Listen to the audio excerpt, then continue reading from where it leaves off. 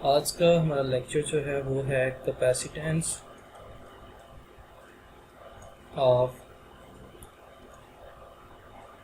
Parallel plate capacitor. Last lecture में हमने capacitors के बारे में पढ़ा था कि ये एक ऐसी डिवाइसेस होती हैं जो कि चार्ज को स्टोर करने के लिए इस्तेमाल होती हैं, और हमने उसकी कैपेसिटेंस के बारे में भी पढ़ा कि ये एबिलिटी होती है किसी भी कैपेसिटर की टू स्टोर चार्ज। अब उसमें हमने ये देखा था कि जो किसी भी कैपेसिटर की कैपेसिटेंस होती है ये दो चीज़ों पर डिपेंड करती है। एक वो डिपेंड करती है मीडियम पे, और दूसरा वो डिपेंड करती है ज्योमेट्री ऑफ प्लेट्स पे।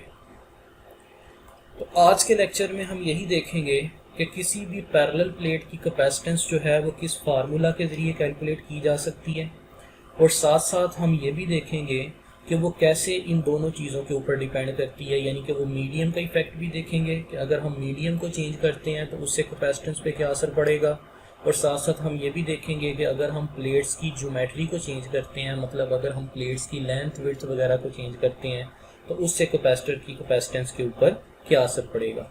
तो फर्ज करें कि हम यहाँ पे जो है वो एक सिंपल सी डायग्राम से स्टार्ट करते हैं। लेट्स से हमारे पास कोई भी एक पैरेलल प्लेट कैपेसिटर है। ये वो कैपेसिटर की दोनों प्लेट्स आ गई। इनमें से एक प्लेट जो है इसको हम कनेक्ट कर देंगे बैटरी के पॉजिटिव टर्मिनल की तरफ, और दूसरी प्लेट को हम कनेक्ट कर देंगे बैटरी के नेगेटिव टर्मिनल की तरफ। ये फ़र्ज़ करें कि V है वो पोटेंशियल डिफरेंस जो कि हमने इसको प्रोवाइड किया, जो बैटरी का पोटेंशियल डिफरेंस है। जैसे ही हम पोटेंशियल डिफरेंस प्रोवाइड करेंगे, यहाँ से प्लस Q चार्ज मूव करेगा और इस साइड से माइनस Q चार्ज मूव करेगा, तो बैटरी की इस प्लेट के ऊपर पॉजिटिव चार्ज आ जाएगा और दूसरी प्लेट के ऊपर नेगेटिव चार्ज। लेट्स से इन दोनों प्लेट्स के दरमियान जो डिस्टेंस है वो D के बराबर है। इन प्लेट्स का एरिया जो है वो A के बराबर है। फ़र्ज़ करें कि एक प्लेट का एरिया जो है वो A के बराबर है, और अभी हमने इन दोनों के दरमियान जो मीडियम इस्तेमाल किया है वो है वैक्यूम, यानी कि सिंपल हमने जो है वो खाली जगह जो है वो इन दोनों प्लेट्स के दरमियान रखी हुई है। तो हम सबसे पहले जो है वो कैपेसिटेंस इनकी कैलकुलेट करते हैं जो कि वैक्यूम के लिए है। अब देखें कि जैसे ही यहाँ से प्लस Q चार्ज जाएगा, इस प्लेट के ऊपर पॉजिटिव चार्ज आ जाएगा और दूसरी पे नेगेटिव चार्ज, तो एक Q अमाउंट ऑफ चार्ज जो है वो इन प्लेट्स के ऊपर स्टोर हो जाएगा। जैसे ही ये चार्ज स्टोर होगा तो इसका मतलब है कि यहाँ पे एक इलेक्ट्रिक फील्ड प्रोड्यूस होगी जो कि E के बराबर होगी। तो यहाँ से जो है वो हम सबसे पहले देख सकते हैं कि लास्ट टाइम हमने फार्मूला एक पढ़ा था Q is equals to CV। अगर हम यहाँ से C की वैल्यू निकालना चाहें तो वो किसके बराबर होगी, Q ओवर V के। और हमने चूँकि यहाँ पे वैक्यूम इस्तेमाल किया हुआ है तो लेट्स से मैं C के साथ लिख देता हूँ C वैक्यूम, यानी कि capacitance of the parallel plate capacitor in the case of vacuum, और ये किसके बराबर है, Q डिवाइडेड बाय V के। तो ये आ गई हमारे पास इक्वेशन नंबर 1। अब जैसे मैंने आपको बताया कि इन दोनों प्लेट्स के दरमियान जो है वो इलेक्ट्रिक फील्ड E के बराबर है, तो हमने एक फार्मूला पढ़ा था electric field as potential gradient का, E is equals to delta V divided by delta R। इस फार्मूला को अगर हम इस डायग्राम के ऊपर अप्लाई करें तो वो क्या बन जाएगा, डेल्टा V की जगह पे हमारे पास पोटेंशियल डिफरेंस है V, और डेल्टा R यानी कि दोनों प्लेट्स के दरमियान जो डिस्टेंस है वो किसके बराबर है, D के। तो लेट्स से ये बन गई हमारे पास इक्वेशन नंबर 2। अब इसके बाद तीसरी चीज़ जो हम इसके अंदर देखेंगे वो क्या है कि आप देख सकते हैं कि इन दोनों प्लेट्स के अंदर हमने चार्ज Q जो है इसको डिस्ट्रीब्यूट किया हुआ है। तो अगर हम यहाँ पे चार्ज डेंसिटी की टर्म को इस्तेमाल करना चाहें तो चार्ज डेंसिटी सिग्मा जो है ये किसके बराबर होती है, चार्ज पर यूनिट एरिया के। तो लेट्स से ये आ गई हमारे पास इक्वेशन नंबर 3। ये जो तीनों इक्वेशंस आपने लिखी हुई हैं ये तीनों ही डिफरेंट क्वांटिटीज़ को शो कर रही हैं। पहली इक्वेशन जो है ये कैपेसिटेंस को शो कर रही है वैक्यूम या एयर के अंदर। दूसरी इक्वेशन जो है ये दोनों प्लेट्स के दरमियान पाई जाने वाली इलेक्ट्रिक फील्ड को शो कर रही है। मैं यहाँ पे इसके लिख भी देता हूँ आपके आसानी के लिए। ये शो कर रही है कैपेसिटेंस को, ये शो कर रही है दोनों प्लेट्स के दरमियान पाई जाने वाली इलेक्ट्रिक फील्ड को, और जो इक्वेशन नंबर 3 है ये शो कर रही है चार्ज डेंसिटी को। अब यहाँ पे आप लोगों ने गौर से देखना है कि हम यहाँ पे क्या काम करेंगे। अगर आप लोगों को याद हो तो हमने गॉसेस लॉ की थर्ड एप्लीकेशन पढ़ी थी, electric intensity between two oppositely charge plates. अगर आप लोगों को याद नहीं है तो आप जो है उस लेक्चर में जाकर उसको देख सकते हैं। उसके अंदर जो है वो हमने एक फार्मूला इस्तेमाल किया था, और वो फार्मूला जो है वो कुछ इस तरह से था कि एंड रिज़ल्ट हमारे पास आया था is equals to sigma divided by epsilon naught. मैं यहाँ पे जो है वो साइड पे वही तीनों इक्वेशंस लिखने लगा हूँ जो मैंने अभी लिखी थी, यानी कि c vacuum is equals to q divided by v, ये इक्वेशन नंबर 1 थी। ई जो है ये किसके बराबर था, वी डिवाइडेड बाय डी के, इक्वेशन नंबर 2। और इक्वेशन नंबर 3 थी sigma is equals to charge per unit area, यानी कि q divided by epsilon naught. ये वही 3 इक्वेशंस हैं जो कि अभी हमने जो है वो यहाँ पे देखी। अब हम ये देखते हैं कि इन तीनों इक्वेशंस को हम कैसे यूज़ कर सकते हैं। जो हमारे पास गॉसेस लॉ की थर्ड एप्लीकेशन है, उस थर्ड एप्लीकेशन के मुताबिक हमने ये इक्वेशन लिख दी कि इलेक्ट्रिक फील्ड जो है दो अपोजिटली चार्ज प्लेट्स के दरमियान वो होती है sigma divided by epsilon naught. और ये भी हमारे पास चूँकि दो अपोजिटली चार्ज प्लेट्स हैं तो इसका मतलब है कि हम इसके अंदर ये वाली इक्वेशन जो है इसका इस्तेमाल कर सकते हैं। तो हमने यहाँ पे इक्वेशन इस्तेमाल कर ली sigma divided by epsilon naught. और यहाँ पे अगर आप लोग गौर से देखें तो हम सिग्मा की ये वाली वैल्यू जो है ये उठा के पुट कर सकते हैं। तो हम लिखेंगे put value from equation number 3, तो ये आ जाएगा E is equals to sigma, ये 1 ओवर एप्सिलॉन नॉट को मैं अलग से लिख लेता हूँ। सिग्मा की वैल्यू है हमारे पास Q डिवाइडेड बाय A, तो E जो है इसकी वैल्यू क्या आ जाएगी, Q divided by A epsilon not. अब इसके अंदर जो है वो एक चीज़ देखें कि लेट्स से इसको मैं कह देता हूँ इक्वेशन नंबर 4। नेक्स्ट जो हम इसके अंदर काम करेंगे वो क्या करेंगे कि कंपेयर इक्वेशन 2 एंड इक्वेशन 4। अगर आप इक्वेशन नंबर 2 और इक्वेशन नंबर 4 को देखें तो दोनों की लेफ्ट हैंड साइड इक्वल है, तो दोनों की राइट हैंड साइड को भी इक्वल होना चाहिए। तो V ओवर D जो है ये किसके बराबर आ जाएगा, Q divided by A epsilon not के।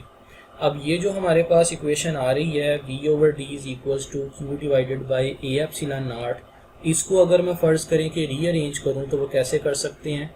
लेट्स से ये V जो है ये इधर जाके डिवाइड हो जाएगा, इसको जो है वो मैं यहाँ पे एरो की मदद से शो कर देता हूँ कि ये इन दोनों को जो है वो मैं आपस में रिप्लेस करने लगा हूँ। तो जब हम इन दोनों को आपस में रिप्लेस करेंगे तो Q ओवर V जो है ये किसके बराबर आ जाएगा, A epsilon naught divided by D के। तो हमारे पास जो है वो इक्वेशन कौन सी निकल आई, हमारे पास इक्वेशन आ गई Q divided by V is equals to A epsilon naught divided by D। और अगर हम यहाँ पे देखें जो हमने फर्स्ट इक्वेशन के अंदर देखा था कि C वैक्यूम जो है ये किसके बराबर होता है, Q ओवर V के। तो इसका मतलब ये हुआ कि अगर इस इक्वेशन को हम यहाँ पे अप्लाई करें और Q ओवर V की जगह पे अगर हम C वैक्यूम पुट कर दें तो इसका हमारे पास क्या फार्मूला आ जाएगा, A epsilon naught divided by D। तो ये देखें हमने एक कैपेसिटर जो है जिसके दरमियान हमने वैक्यूम या एयर रखी हुई थी उसकी कैपेसिटेंस को कैलकुलेट कर लिया। और आप देख सकते हैं कि ये कैपेसिटेंस किन किन चीज़ों पर डिपेंड कर रही है। इसमें नंबर 1 A जो है ये क्या चीज़ है, area of the plates. Number 2 D क्या चीज़ है, डिस्टेंस बिटवीन द प्लेट्स। तो ये जो दोनों चीज़ें आपको नज़र आ रही हैं इसको हम मिला के कहते हैं ज्योमेट्री ऑफ प्लेट्स। और दूसरी अगर आप इसके अंदर चीज़ देखें नंबर 3 एप्सिलॉन नॉट जो है ये क्या चीज़ है, परमिटिविटी ऑफ फ्री स्पेस। और ये जो परमिटिविटी ऑफ फ्री स्पेस है ये किसको शो करती है, मीडियम को। तो जैसे मैंने आपको स्टार्ट में बताया था कि किसी भी कैपेसिटर की कैपेसिटेंस जो है ये असल में दो चीज़ों पर डिपेंड करती है, एक ज्योमेट्री ऑफ प्लेट्स पे यानी कि उन प्लेट्स का एरिया कितना है, उनका डिस्टेंस कितना है आपस में, और दूसरा वो डिपेंड करती है मीडियम पे यानी कि हमने उन दोनों प्लेट्स के दरमियान क्या क्या मीडियम इस्तेमाल किया हुआ है। अब हम ये देखते हैं कि इन चीज़ों के चेंज करने से कैपेसिटेंस पे क्या असर पड़ेगा। आपको नज़र आ रहा है कि जो C वैक्यूम है ये एरिया के डायरेक्टली प्रोपोर्शनल है, यानी कि कैपेसिटेंस जो है ये एरिया के डायरेक्टली प्रोपोर्शनल है। मतलब अगर हम एरिया ऑफ प्लेट्स को बढ़ाएंगे तो उससे कैपेसिटेंस में भी क्या होगा, इजाफा। तो जितना आप उन प्लेट्स का एरिया बढ़ाते जाएंगे उतनी ही उनकी कैपेसिटेंस भी बढ़ती जाएगी। लेकिन आप देख सकते हैं कि जो कैपेसिटेंस जो है ये डिस्टेंस बिटवीन प्लेट्स के इन्वर्सली प्रोपोर्शनल है। मतलब जितना आप दोनों प्लेट्स को दूर दूर करते जाएंगे उतना ही उनकी एबिलिटी टू स्टोर चार्ज क्या होती जाएगी, कम होती जाएगी। लेकिन जितना उन दोनों का आपस में डिस्टेंस आप कम करते जाएंगे उतना ही उनके अंदर चार्ज स्टोर करने की एबिलिटी यानी कि कैपेसिटेंस ज़्यादा होती जाएगी। तीसरी चीज़ है हमारे पास वैक्यूम यानी कि मीडियम। अब हम ये देखते हैं कि मीडियम का जो है वो इसके ऊपर क्या इफ़ेक्ट होता है। मीडियम का इफ़ेक्ट जो है ये बहुत इंपॉर्टेंट है, तो देखते हैं कि इससे क्या फ़र्क पड़ेगा। हमारे पास वैक्यूम के लिए फार्मूला आया था ए epsilon naught divided by D. फ़र्ज़ करें कि हमारे पास जो दोनों कैपेसिटर की प्लेट्स हैं जिनको हमने एक को पॉजिटिव टर्मिनल के साथ जोड़ दिया और दूसरे को नेगेटिव टर्मिनल के साथ जोड़ दिया, इस पे पॉजिटिव चार्ज आ गया, इस पे नेगेटिव चार्ज। अब फ़र्ज़ करें कि हमने इसके दरमियान वैक्यूम या एयर को नहीं रखा बल्कि कोई भी एक इंसुलेटिंग मीडियम जो है वो लेट से इसके दरमियान जो है वो हमने प्लेस कर दिया। अब इस इंसुलेटिंग मीडियम के प्लेस करने से क्या होगा कि इसकी जो रिलेटिव परमिटिविटी है वो किसके बराबर है, एप्सिलॉन आर के। ये हमने देखा था कि जितने भी हमारे पास इंसुलेटिंग मीडियम्स होते हैं उनकी रिलेटिव परमिटिविटीज़ जो है वो एप्सिलॉन आर के बराबर होती है। तो देखते हैं कि सी मीडियम जो है ये हमारे पास किसके बराबर होगा। सी वैक्यूम का मतलब है कैपेसिटेंस इन वैक्यूम और सी मीडियम का मतलब है कि capacitance in some insulating medium. तो यही वाला फार्मूला चेंज हो जाएगा, A epsilon naught epsilon are divided by D.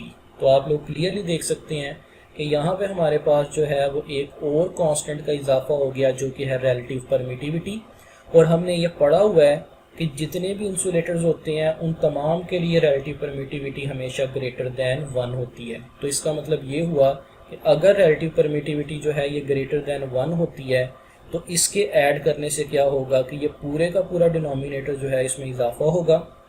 जब इसमें इजाफा होगा तो डेफिनेटली कैपेसिटेंस के अंदर भी क्या होगा, इजाफा होगा। तो इसका मतलब ये हुआ कि जैसे ही हम दोनों प्लेट्स के दरमियान कोई ना कोई इंसुलेटिंग मीडियम ऐड कर देते हैं तो मीडियम के ऐड करने से क्या होगा कि उस कैपेसिटर की कैपेसिटी के अंदर यानी कि कैपेसिटेंस के अंदर क्या हो जाएगा, इजाफा हो जाएगा।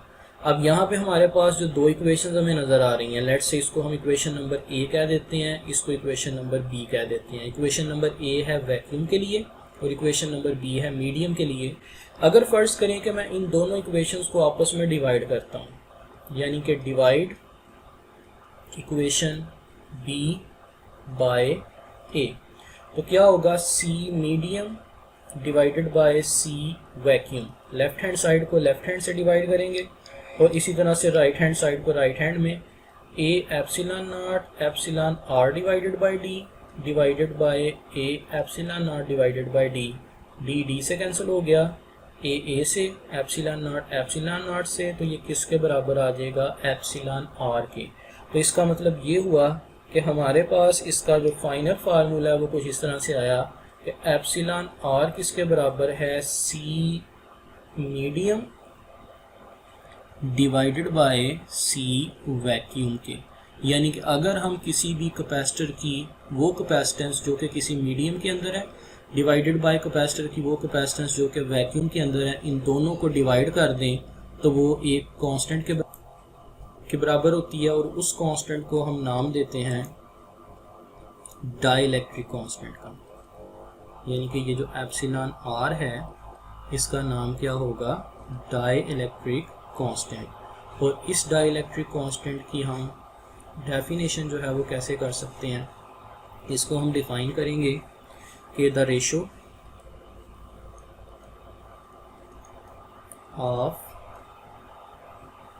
The capacitance of a parallel plate capacitor in medium divided by the capacitance of parallel plate capacitor in vacuum is called dielectric medium। और इसकी जो है वो हमारे पास मैथमेटिकल फॉर्म क्या आएगी कि dielectric medium epsilon R is equals to C medium divided by C vacuum. बहुत ही सिंपल सी चीज़ है कि ये असल में रेशो है दो कैपेसिटेंसेस की। किसकी कैपेसिटेंसेस की? वो कैपेसिटेंस जो कि किसी भी मीडियम के अंदर है डिवाइडेड बाय वो कैपेसिटेंस जो कि वैक्यूम के अंदर पाई जाती है। तो इन दोनों की जो रेशो है इसको हम कहते हैं डाइलेक्ट्रिक कांस्टेंट। और याद रखें कि ये वही डाइलेक्ट्रिक कांस्टेंट है जिसको हमने पहले रिलेटिव परमिटिविटी का नाम भी दिया था।